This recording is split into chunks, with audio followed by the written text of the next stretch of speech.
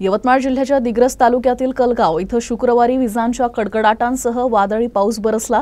यामुळे अनेक घरांची टीनपत्रे उडाली तर काहींच्या घरात टीनपत्र्यांसह दगड पडल्याने घरातील साहित्याचं मोठं नुकसान झालं। रात्री अचानक वातावरणात बदल होऊन विजांच्या कडकडाटांसह अवकाळी पावसानं दमदार हजेरी लावली। या वादळी वाऱ्यामुळे अनेकांच्या घरांची पडझड झाली आहे। तसेच वाऱ्यामुळे कलगाव येथील एक विद्युत खांब कोसळल्याने विद्युत पुरवठा देखील खंडित झाला होता।